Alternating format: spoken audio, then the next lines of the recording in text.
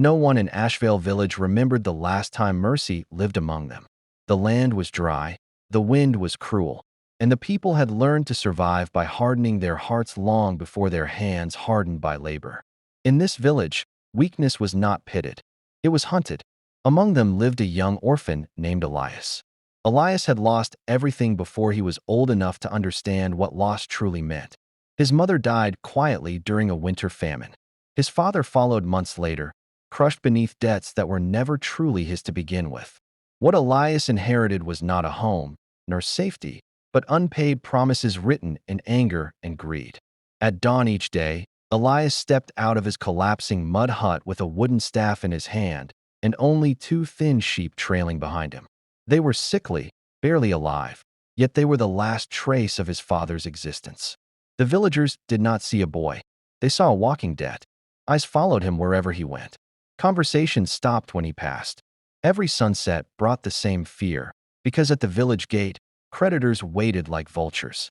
Your father owed us. You breathe because we allow it. Tomorrow you pay.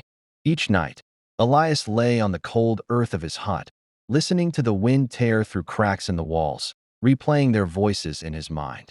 Not once did anyone ask how a child could repay a man's lifetime of debts. Compassion had no place in Asheville. One summer, sickness took hold of Elias. Fever burned through his body until days blurred into shadows. He could no longer stand, no longer speak. Still, the villagers did not believe him. He pretends, they said, a trick to escape what he owes. One afternoon, under the merciless sun, they dragged him from his hut. His vision swam as hands ripped the sheep away, his last inheritance. Then they destroyed the hut. Stone by stone, they crushed the only shelter he had ever known. Leave, they told him. Return only with our money, or don't return at all. Barely conscious, Elias stumbled toward the desert. Behind him lay rubble. Ahead of him lay nothing. He walked until the sand swallowed his footprints and the heat stole his strength. When he collapsed beneath a single dying palm tree, he no longer prayed for survival. He prayed for silence. Fate, however, had not finished with Elias. A traveling merchant named Marcus Hale found him that evening, motionless, burning with fever, barely alive. Marcus did not ask questions. He lifted the boy into his cart and drove through the night. Elias woke days later in a city he had never seen. Stone walls, crowded markets, voices filled with life. A gray-haired physician smiled down at him. You're safe now, the old man said. When Elias learned that a stranger had paid for his treatment and disappeared without reward, something inside him broke, not in pain, but in disbelief. For the first time, the world had given him something without demanding payment. As Elias wandered the city streets, overwhelmed and unsure, he heard laughter. Not joy, not madness, something deeper. A ragged man stood in the square, clothes torn, eyes sharp with unsettling clarity. He laughed as if he alone understood a secret the world had forgotten. The eyes lie, the man muttered. The heart remembers. People called him insane. Elias listened. Their eyes met only once, but the words followed him long after. By sunset, the city buzzed with one story. The king had announced a riddle. Whoever solved it would be rewarded with gold equal to their weight. Whoever failed would pay with their life. The riddle echoed through every street. What is it that, when you see it, you see yourself? If you lose it, you see nothing. If you hold it, it vanishes. If you give it away, you keep it. If you take it, you lose it. No scholar dared answer. No noble stepped forward. Fear silenced wisdom. That night, Elias found the laughing man beneath a tree beyond the city walls. He shared his bread without being asked. After hearing the riddle, the man laughed until tears ran down his face. It's simple, he said at last. A mirror. Elias froze. Every line fit. Why don't you go? Elias asked. You could live like a king. The man shook his head. Gold builds cages faster than chains, he said. Freedom is worth more than weight. The next morning, the palace square filled with silence.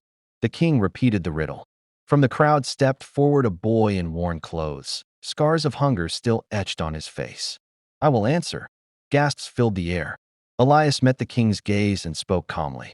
The answer is a mirror. Silence shattered into thunder. The king smiled. Gold was brought. Elias did not forget. He returned to Asheville village, not for revenge, but for closure. He paid every debt tied to his father's name. He rebuilt what had been destroyed.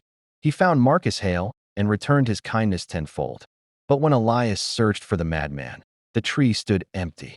Only laughter echoed in memory. Years later, Elias was known not for his gold, but for his mercy. Because some riddles are not meant to make you rich. They are meant to make you free. Gold changed Elias's life overnight, but it did not quiet his mind. The palace rewarded him generously, yet sleep abandoned him. Every night, as servants whispered his name with respect, Elias saw other faces in his dreams. Faces from Ashvale village.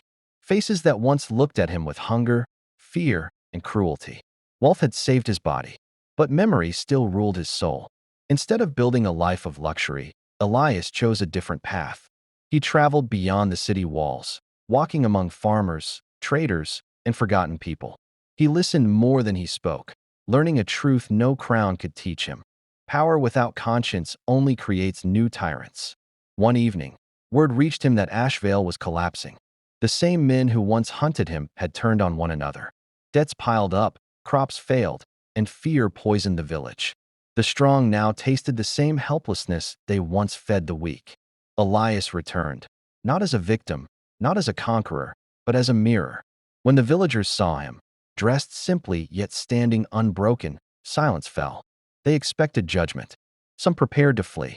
Instead, Elias spoke calmly. "I came to close a chapter," he said, "not to open wounds."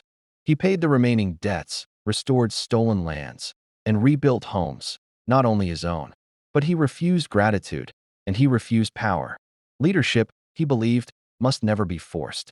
Days later, as Elias prepared to leave Ashvale forever, he found an old mark carved into the trunk of a dead tree near the desert's edge. A simple symbol, a mirror, the madman. Elias waited until sunset. As the sky burned red, laughter drifted through the wind. "You solved the riddle," the voice said. "But did you understand it?" Elias turned, but no one stood there. At last, he smiled. He finally understood. The riddle was never about mirrors, gold, or kings. It was about seeing oneself clearly, without fear, without hatred, without chains. Elias walked away from Ashvale that night lighter than he had ever been. Some men become rich. Others become free. And freedom, once seen, can never be unseen. Don't forget to subscribe, click like, and write in the comments from which country you are watching.